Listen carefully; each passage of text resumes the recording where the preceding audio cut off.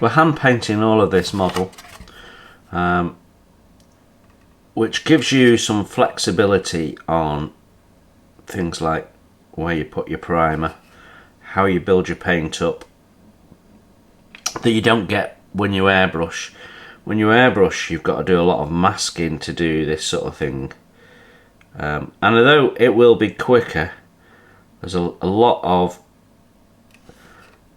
therapeutic elements that are good for your head when you're brush painting. You zone out more, you're more focused on what you're doing, takes you away from the world.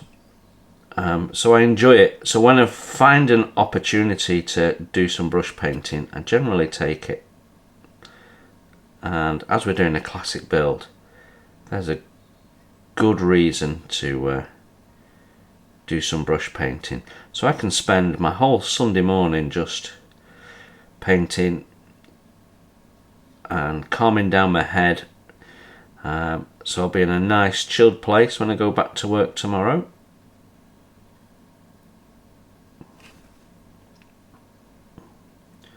Now this doesn't have to be perfect because it's just a primer coat, and we've already got black primer down where we're going to put the gold.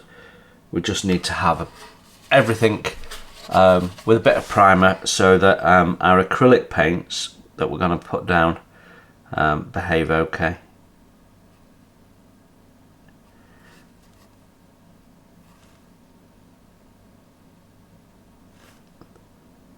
Trying to preserve the black where we're going to put the gold colours.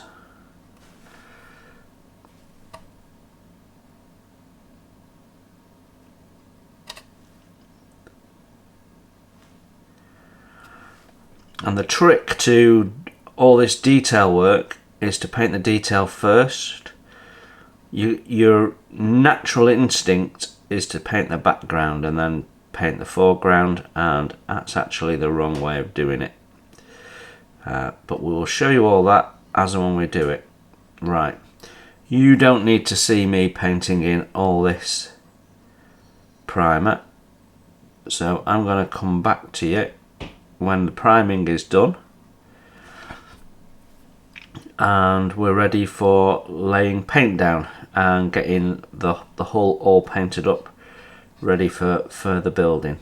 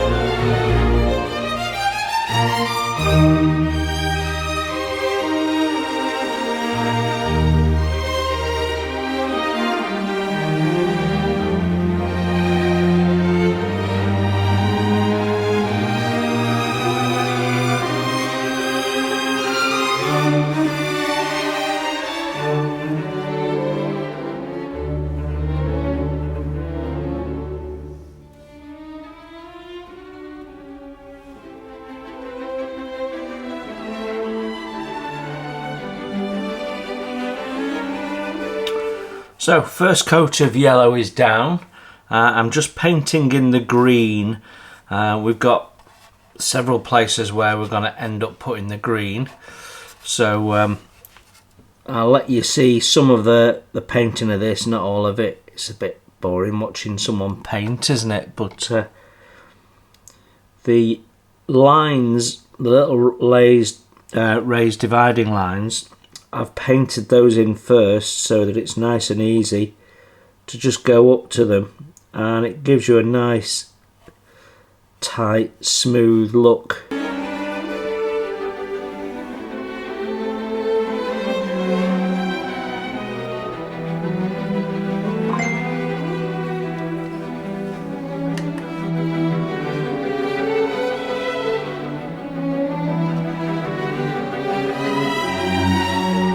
I think this gold will be set off quite nicely by some green. So that's my plan. So we're just going to paint that in now. So when you're doing tiny areas like this, I find the best way is to not brush paint by dragging the brush, but to just dab the paint in.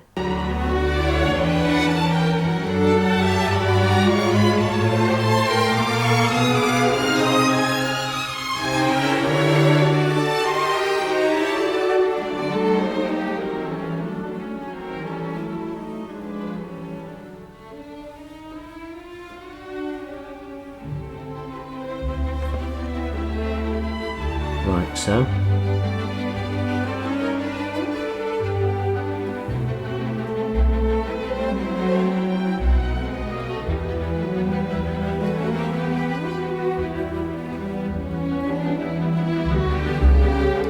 This isn't made any easier by the soft moulding of the 70s.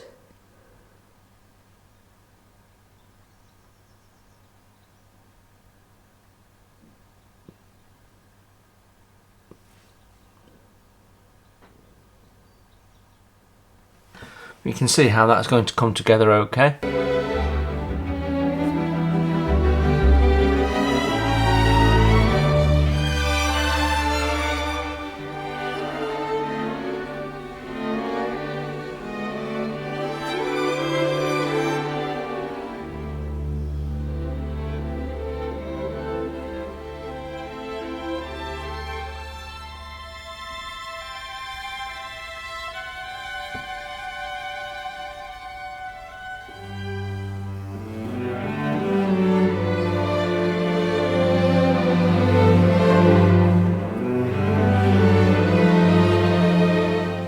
Right, I'll carry on doing that off camera. I've decided that it's probably a good idea to do these panels also in the green. I think where my head is a red surround, green panels. Keep the pillars white, and then we've got a turquoisey sort of copper green colour for the roofs.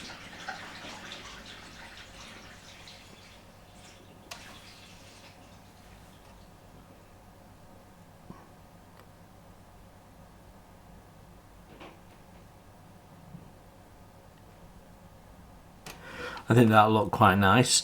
And then this grey area here is primarily going to be background blue. I'm not sure if we're stripes or triangles yet at this point.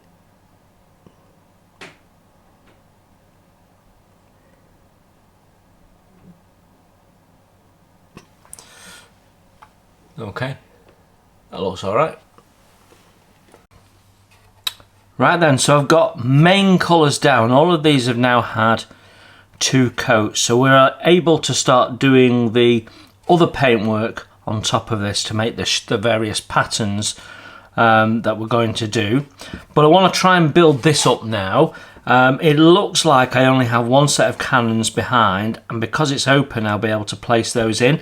So we can build up the rest of this, which means that we can then do things like test fit masts, painting the domes and that sort of stuff. Before I can do that, I've got more rope work that needs to pass through these holes here. So I've got that to do. So that's the next job.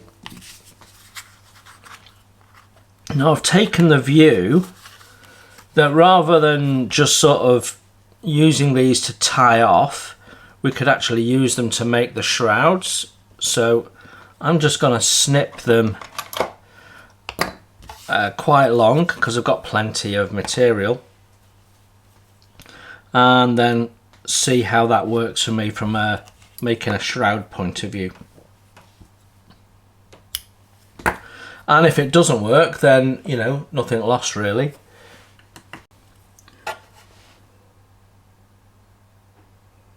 So it looks like once again we've got an uneven number.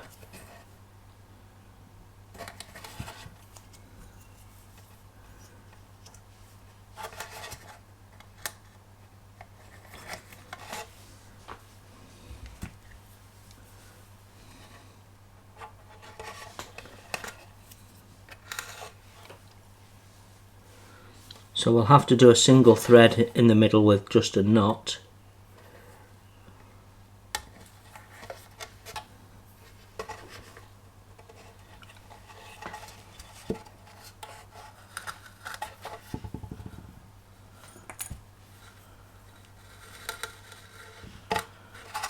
You've seen me do this before. It's the same process as we did there, only I'm trying to do it long enough to go all the way up the mast this time. So we're just going to strip this away. Plastic's quite brittle.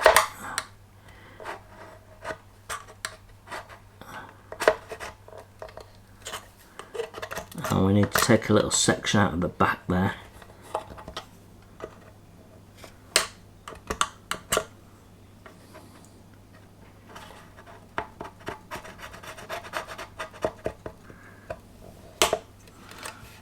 Okay, let's have a look at the fit of that now.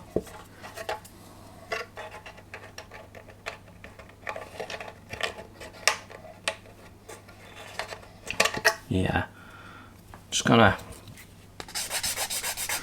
clean up this back edge. It does have a chamfer on it.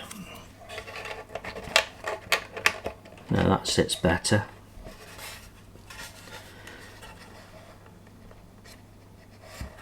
Should be able to secure that with just two edges. No reason why not. And that then puts all the decks together. So I'm going to glue these in next. Well, I've been between two colours for my stripes on the green. So I've decided I'm going to go with red. I was also toying with blue, but I think red definitely on the green, and several members also agreed with me, so that's what we're going to do. So that's my next job, deep red. So keeping with the hand painting theme of this, I'm expecting we're going to need at least 2 coats of the red. It's difficult when you're using 2 strong colours to know which one you should put down first.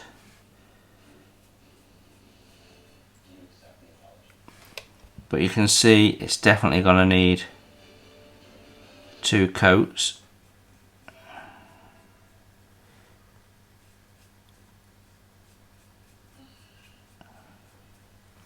It'll lighten up a little bit possibly when it dries.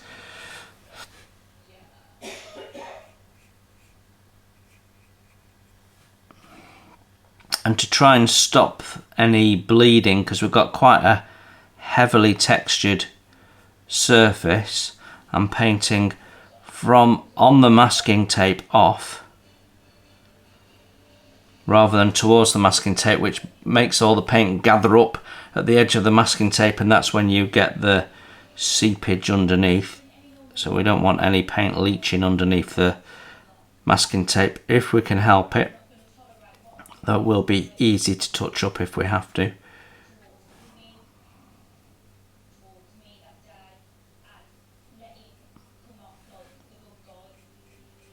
There we go. So you don't want to watch me do all of this, but you understand what we're doing. And then the plan will be to have another colour which runs in that way, which was typical for the period. And that could be green, or it could be blue, but I'm sort of thinking possibly green would be nice.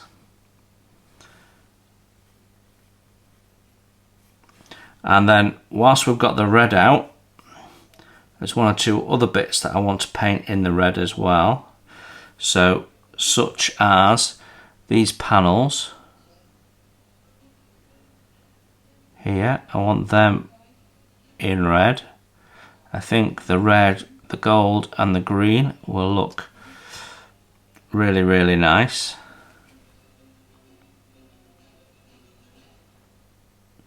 Considering I've not got my magnifying glasses on, I did an alright job of that, didn't I?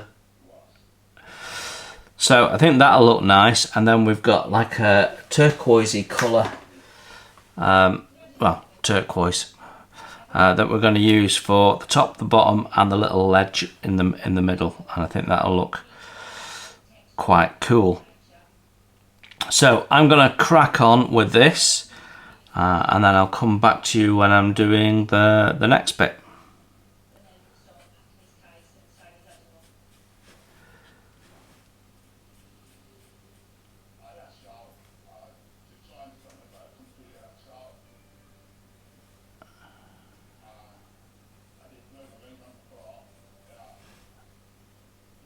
Right, time to get some more colour down on our Elizabethan ship. I'm using this turquoise. It's Vallejo 69023, part of their Mecha colour range, and we're going to use that for the turret tops and turret bottoms. It's quite close to what was suggested on the box art. I've never used this paint before, so this will be the first time I've used this. There we go. It's had a very good shake, so we shouldn't have any issues with that. I think we just need to thin it a little bit. Right, tackling the masts and the bowsprit now. So they're all fundamentally the same, so the way we approach one is how we approach all of them.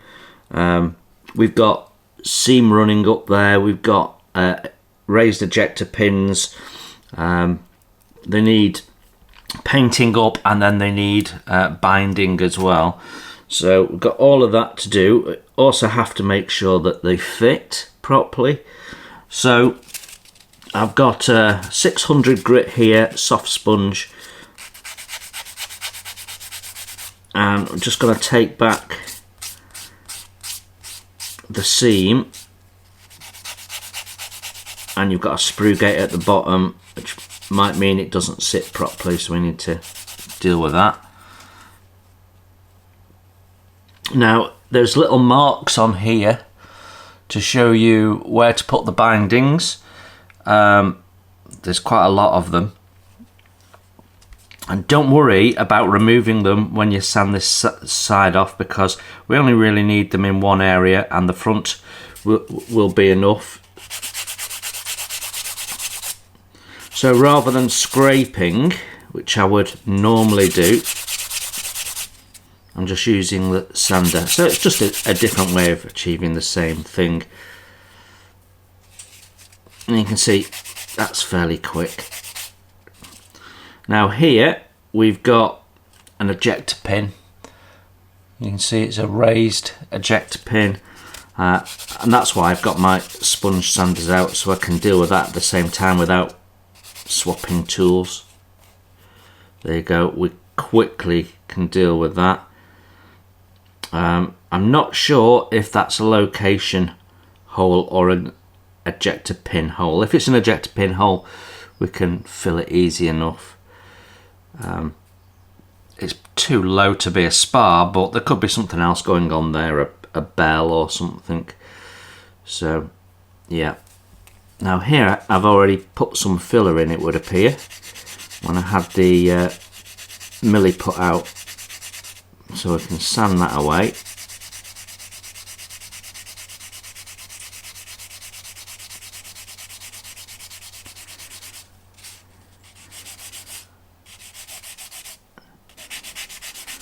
And then deal with that seam.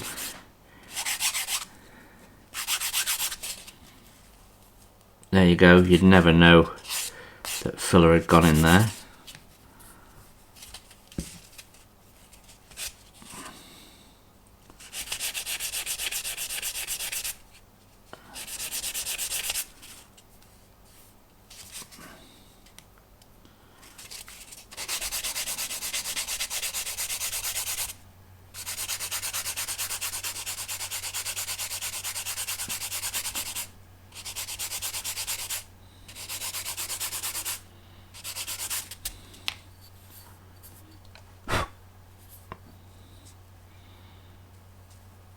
And then we've got right at the top here, we've got sprue gate. We just need to take that back.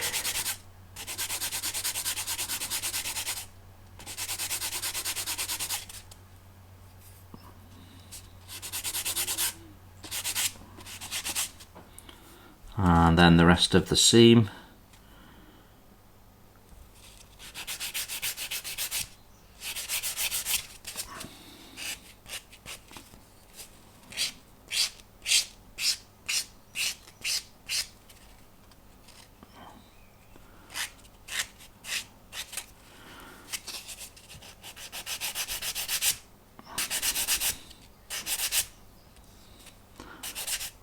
And then we just have to come down the other side and do the seam on the other side.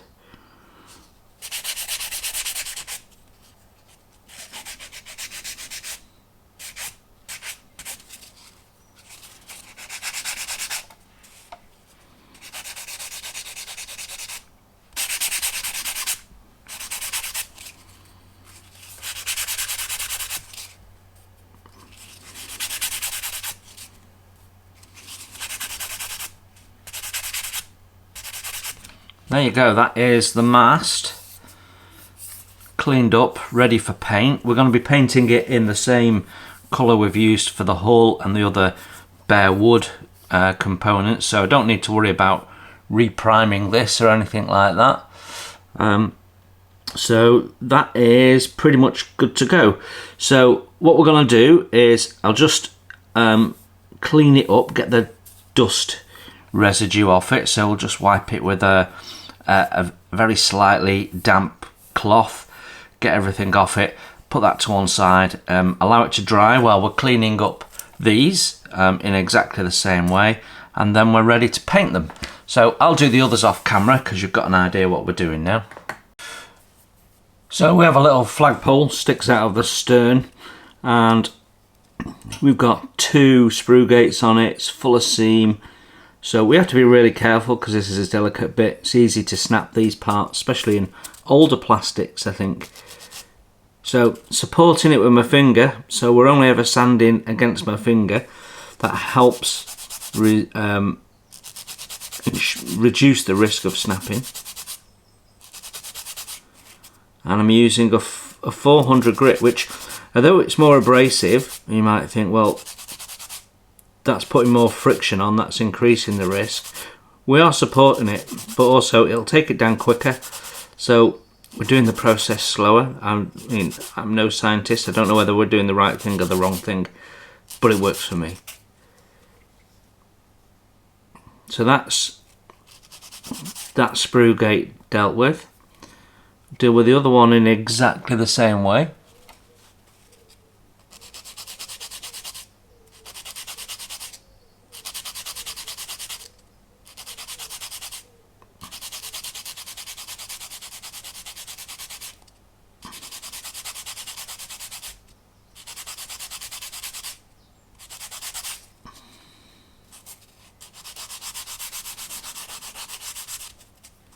And that's that one dealt with, and then we're just gonna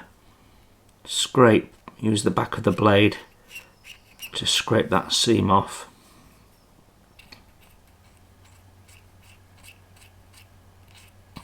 Quite often on older kits you'll get misaligned moulding, and when you've got a big step, then you do need to sand it into shape. Then I'm actually using the blade to put some shape into the peg at the end, because that's the bit we have to put into a hole, so we don't want any issues with that. This has got a step in it because it is mismoulded, and there's been a lot of that on this kit, which has caused havoc, and I don't have time to do this properly, so this is just a bit of fun, this build. We're not going to town with it. If we're going to town with it, I mean, you've seen me do that on the Scharnhorst build, you know, we can do that. There'd be a lot of cutting bits up and plastic card replacements and that sort of stuff, because kit's a bit of a mess, really. Okay, so let's just test fit that now, see how that goes.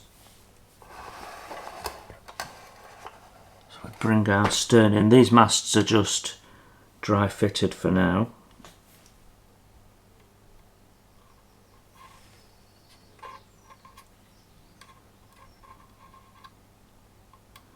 Well, the hole is so large that the whole thing will disappear into it. And although they've put a slight angle on it, you can't actually achieve the angle with the hole. So we will super glue it into place, I think, so that we get a bit of an angle. But yeah, that goes in. I can shove that in there and leave that like that for now. Okay, right, my next job is to clean up spars and put them on the masts. But to do that, we also need to do the spotting tops. And the spotting tops need a little bit of TLC, even for a build that we're rushing. So we've got 3 spotting tops. So I'm going to remove them and we're going to have a little talk about the problem with them and a quick way of dealing with it and making them look a little bit more in period. Now, I'm very lucky that I've been to the Mary Rose Museum. So obviously a Tudor warship, and they have preserved spotting top. So even though the masts and things were sticking out of the water when the Mary Rose sunk, she carried in her hold a spare spotting top, all made up, ready to go. And that is now on display in the museum. And what you can see is it's made up of strips of wood. And when you look at this, it just looks like a pot. Looks like a metal pressed pot. And it looks nothing like.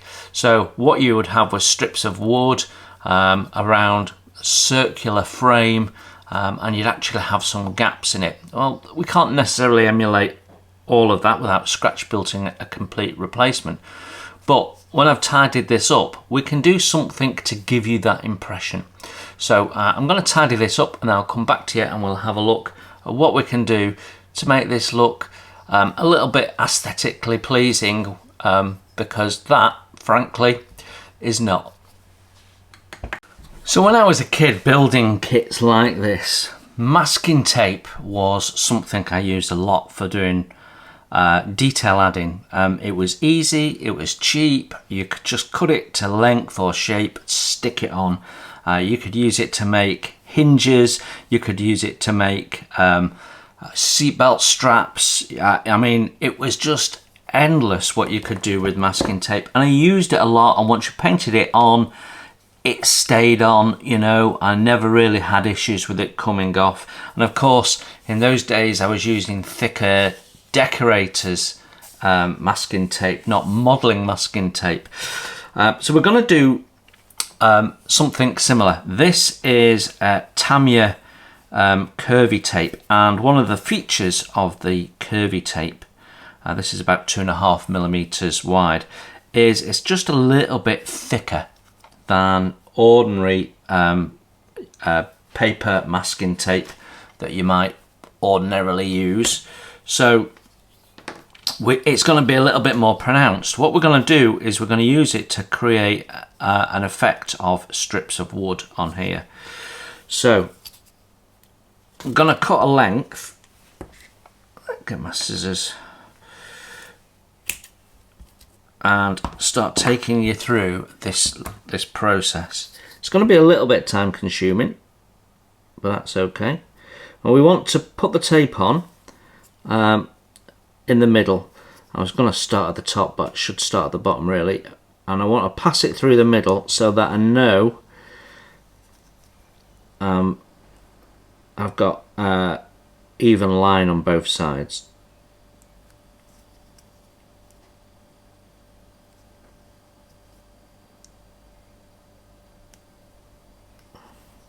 And then we're going to gently fold it over this curved base and then take it up to the top like that, and just using my fingernail get it right up under that ridge. Using the curvy tape means that you can go around that corner without any wrinkling or anything like that. So If you do it with ordinary tape, you'll have all sorts of problems trying to keep that curve nice and smooth. Now this is going to give us 2 short offcuts. That's fine, because we're going to use those for spacing. Now I've not done any calculations. I don't know that this is going to be perfect, but there's a way of getting around that, because you know, I'm just doing it quick and dirty, this build. So we take that off,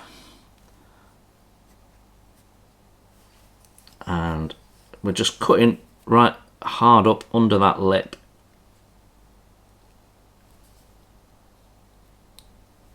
Take that off, and then we're going to put this next to the last one we put on.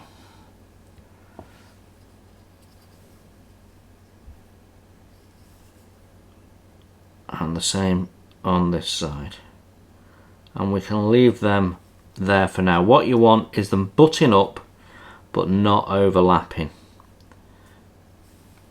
Okay, just plop that down there for a minute. Right, now we need another bit of tape, go across in that direction, so that should be enough.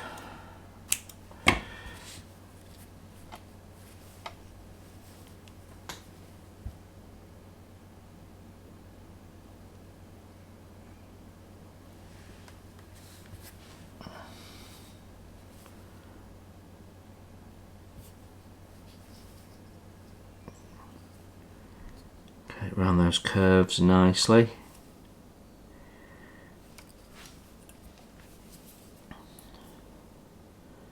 And then we're just going to cut that off just as we did before.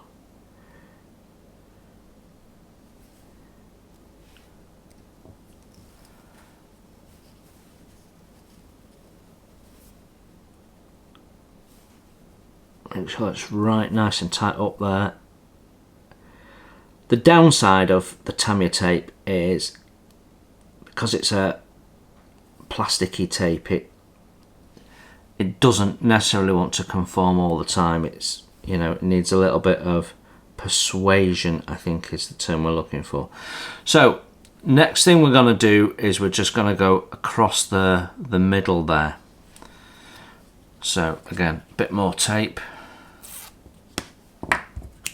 Try not to waste as much as I did last time.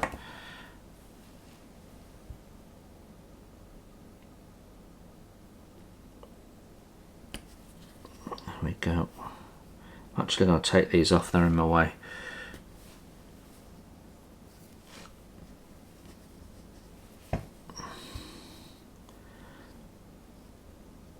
Same process again.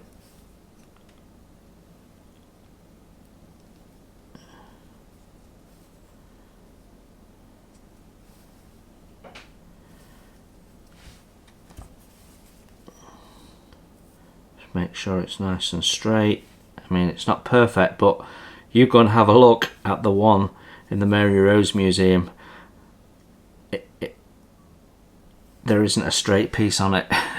So we don't need to worry about perfect, because I can assure you the Tudors didn't. There was no spirit levels going on then. It was, this is what we need to do, and as long as it roughly does that, it's okay. Right.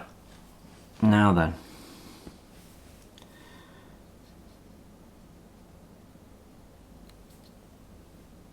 put this one in the middle there.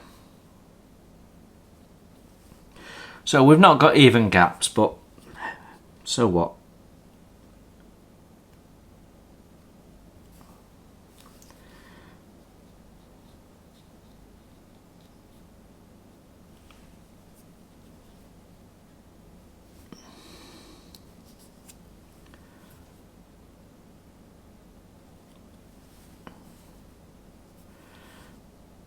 There we go. Right, now what we need to do underneath is just cut the tape in line with that first bit of tape we put on.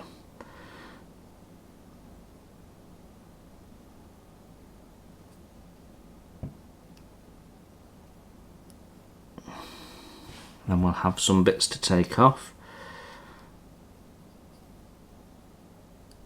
So cutting through that one there like that, and that one there like that.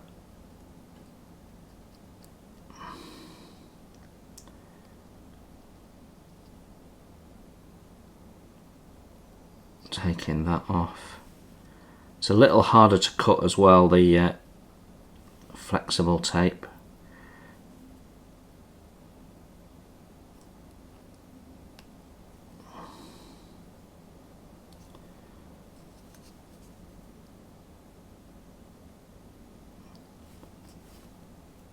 Doesn't help that there's a whopping great hole underneath either.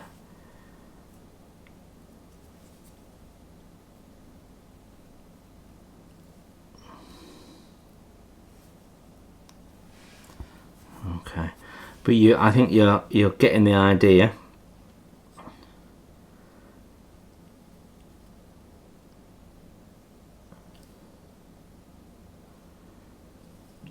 So you can see we need to pass this through the mast through this, so we need to cut out the tape that's in these holes now.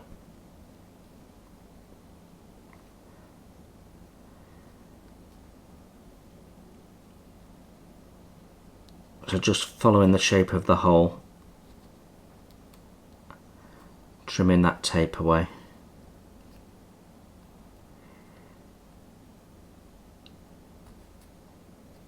Right, this is going to take a little bit of time, so I'll do that off camera, but you get the idea of what we're doing, and then I'll come back to you in a moment. Okay, so we're done. And at this stage it just might look a little bit stripy, but when we paint this in the brown colour and then give it a bit of a wash so that you've got all these lines a little bit darker and showing up, then it'll look really cool. Of course, the alternative is, because it's quite a colourful model, is we could paint it, you know, we could paint a bright colour on there and leave the gap in between brown or black or something. But yeah, I mean, on the actual one that I've seen in the Mary Rose Museum, you probably find the gaps were half that distance, you know, and they were about the same width as the wooden struts going through. But yeah, I mean, it's just to give you an impression that it's been made of something and it's not a pressed steel pot. And yeah, there you go. And all we've done is use the awl to push through the holes so that we can thread it with a thread later on. So yeah, that shouldn't be a problem. So all good.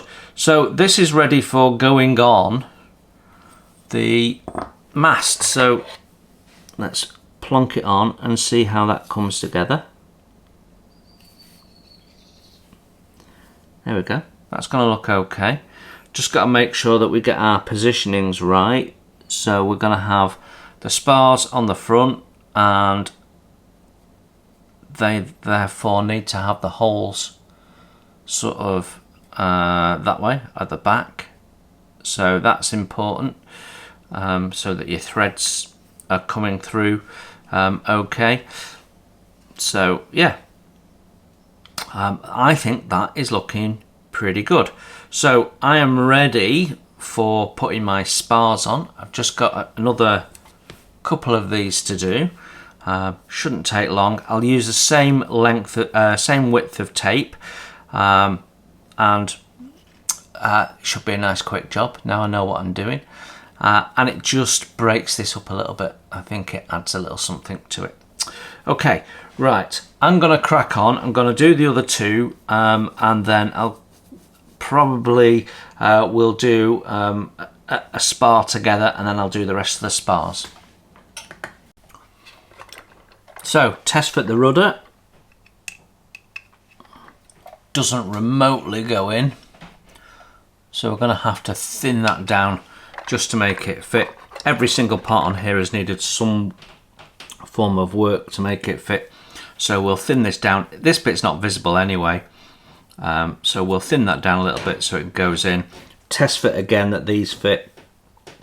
So we might as well clean this up while we're sorting that out as well.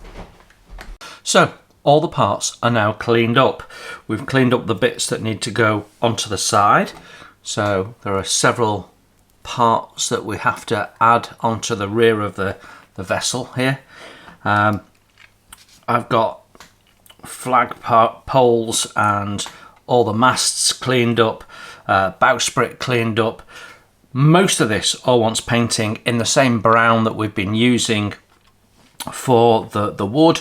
So that's my next job, get these all painted up so that we can then start to install them. There's lots of painting to do, so it's a big job. I'm not going to do the painting on camera. What you really want to see is me starting to rig this thing, so I'm trying to get to that bit as quickly as I can. So painting is the next job. Okay, a little update on where we are up to with this. I have given the decks a second coat. I was thinking that the deck tan was a little pale and I wanted to warm it up a little bit, so I've gone over it in buff and I've done that in an acrylic so I can put an enamel wash down, which we're going to do in a sec. I have done some additional painting on the side, so we've got the second part of the chevron in, so now looks like a chevron. On the yellow, the red has come up as a bit of a pink, but I'll give it a second coat and see if we can darken it up.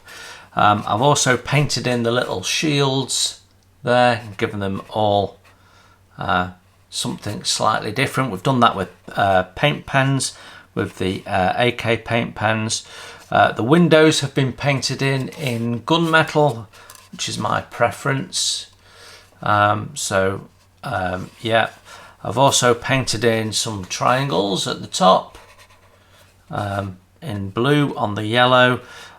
So yeah, I'm probably going to do squares with this, but haven't fully decided. We've got a bit of deck to go in here and some other bits and pieces. Still got a little bit of painting to do on the turrets on the inside, although you can see we've painted all the bulkheads in now. So yeah, looking good. So yeah, I've gone with white on the tops of the battlements there.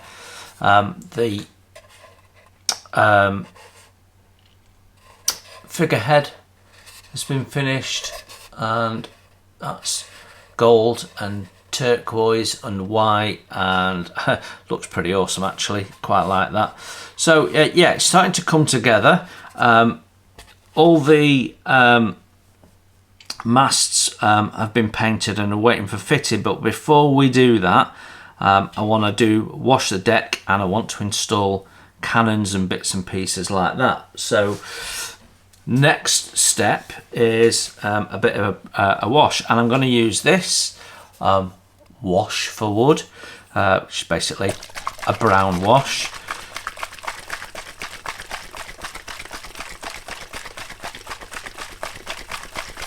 I'll give it a good shake,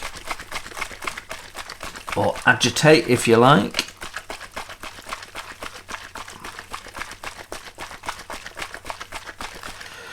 Okay, and then we can get ourselves something a bit bigger than that, I think. Okay, I've got a zero brush here. This should add a nice effect to the wood. So I'm going to start at the bow.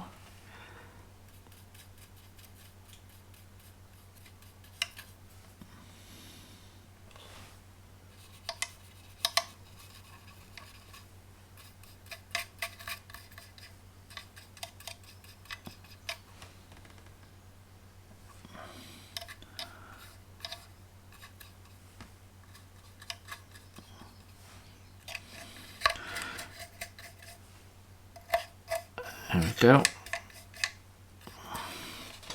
So that looks terrible, doesn't it? But don't worry, we are going to sort it out. So what I'm going to do, because it's a little bit too dark and it's not quite the effect we're looking for, just going to even it out a little bit. Just going to go in with a little bit of white spirit and thin that down.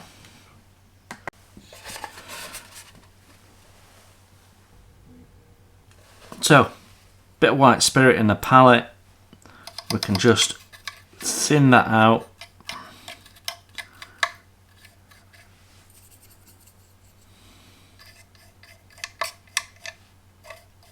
Take back the pigment level.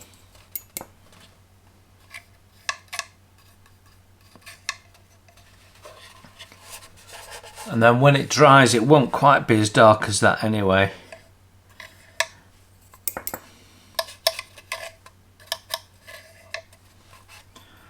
So we'll get a better feel for this on this top deck here.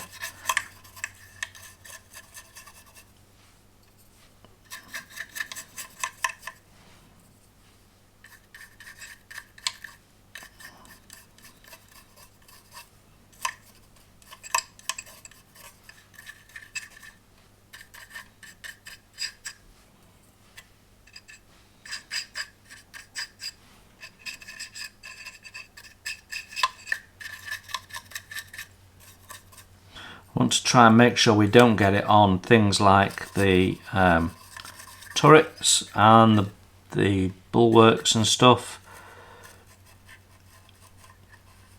There we go. So we can put a bit down, we can then thin it the way we want with our white spirit.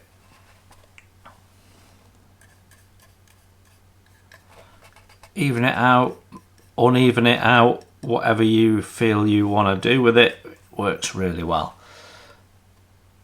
So it's given it a nice aged look, which is sort of what I'm going for. There we go. You know, if you decide you don't like it, you can put your white spirit on and strip the whole thing off if you like.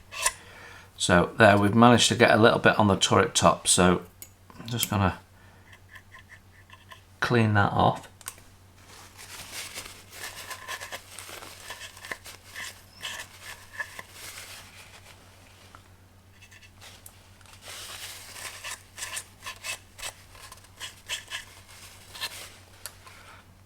Let's just put some white spirit on. Take it off. Right, I'm going to crack on with the decks and then I'll come back to you when they're done. So I've just added a little bit of the wash to the remaining white spirits, and I can use that now as a wash. So we can pick out details like the windows, so the wash will just sit nicely in the recesses, give you a nice little feeling of a leaded window. We can also pick out the details on the door and put some shading in like so, and then on the back here we've got two windows that we can highlight there, and then of course we can do all this gold, so just pin washing it, dabbing it on, letting it pop out all the little raised details. So if I do this one side, you'll be able to see the difference. We're not trying to paint anything at this point, we're just trying to add tone and shadow and let those details just shine through.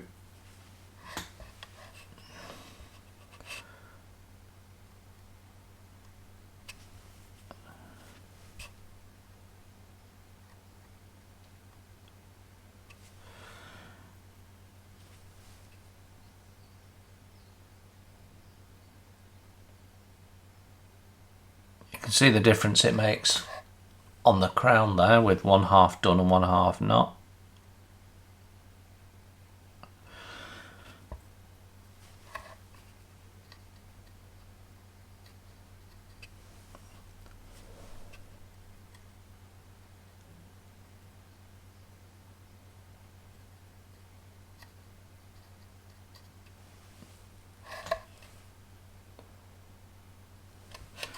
So it's just the little things that help make it pop.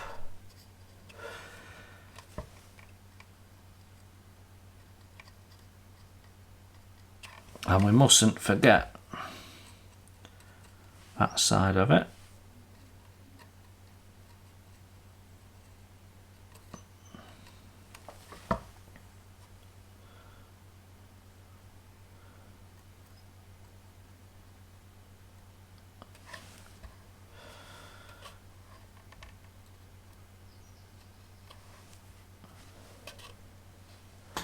When we do the lion's head, you know, really brings him to life.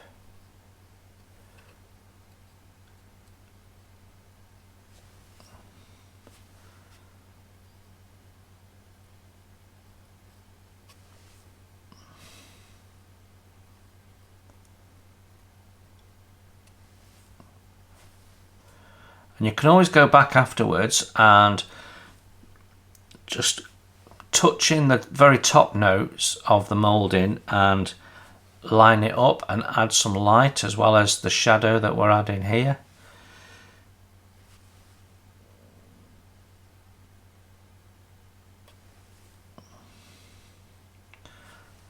I think that is looking pretty good. We've got the same we can do on the detail here. Once again, it's just adding a little bit of shadow.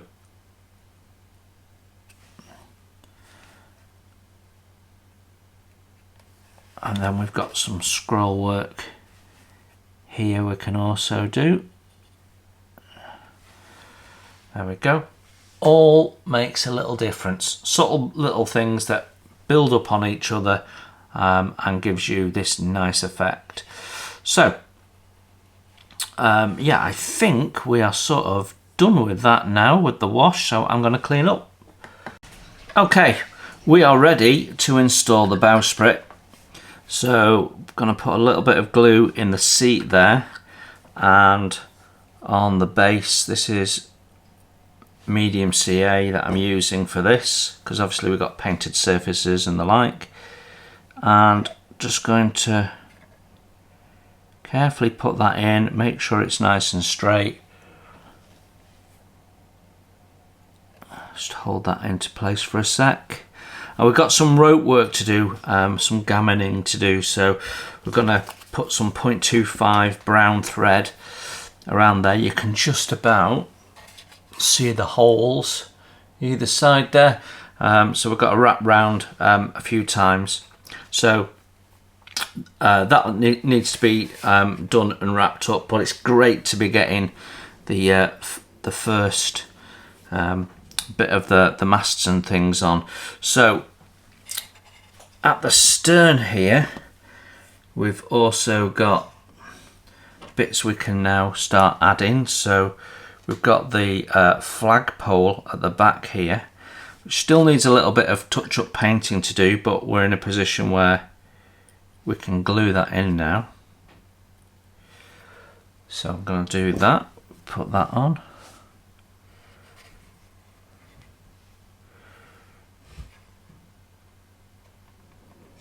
Like so.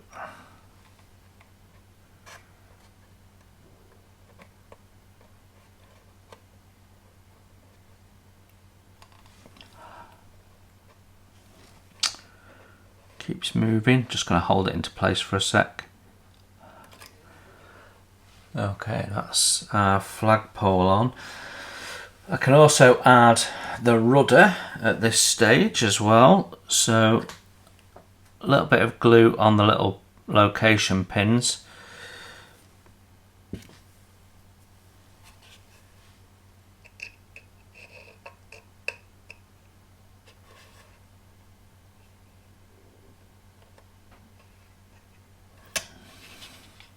And then when we're ready, we can paint in the bottom part of the rudder in the black, because we can see where the demarcation line is, and we've got the hinges to paint in as well.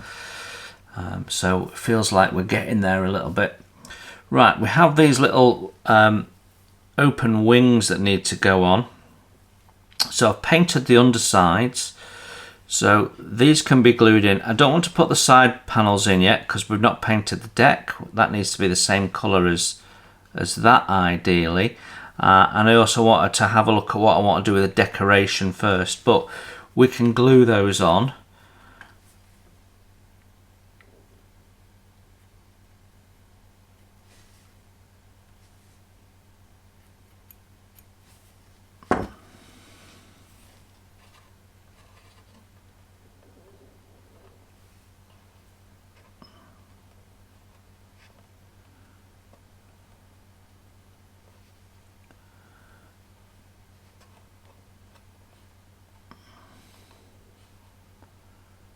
There we go, and I'm just going to put a little small amount of glue underneath the turret there, just to add a little bit of strength. There we go.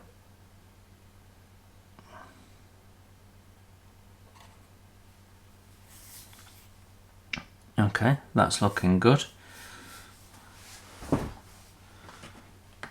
And then we've got some bits and pieces that can be added to the decks now that they've been painted. So we've got, for example, the ladders.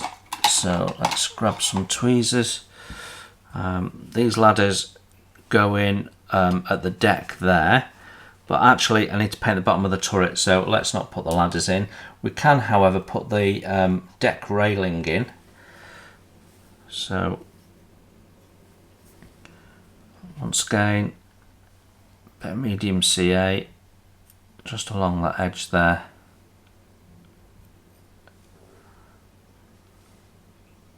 Just putting a small amount on and spreading it out. We shouldn't get any oozing about. There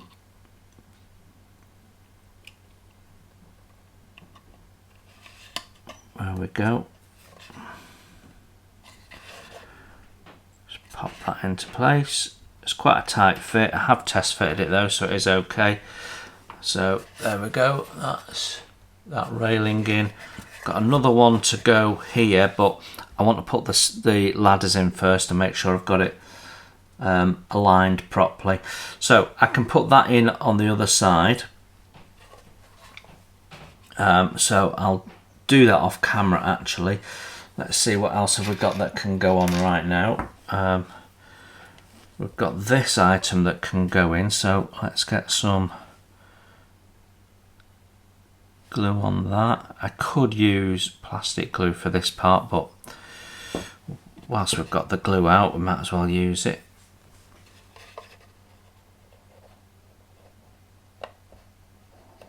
There we go. And we'll be using that for some of the rigging tasks a little bit later. Okay, and then of course we've got the masts that, although they need a second coat of painting, they can be painted in place. So let's crack on with those. So I think this is the mast at the rear. Yeah. Oh, have to be careful. Managed to break that off. Well, we can glue that back on whilst we're doing this. I think maybe it wasn't perhaps aligned or something. But if I push it onto the mast first, and then we can locate it.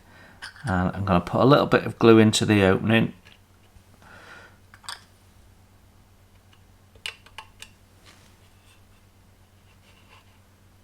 Put that in and plop that down. And then I just want to make sure it's all nice and straight. There we go. And I'm just going to hold that into place for a sec, so I'll switch the camera off.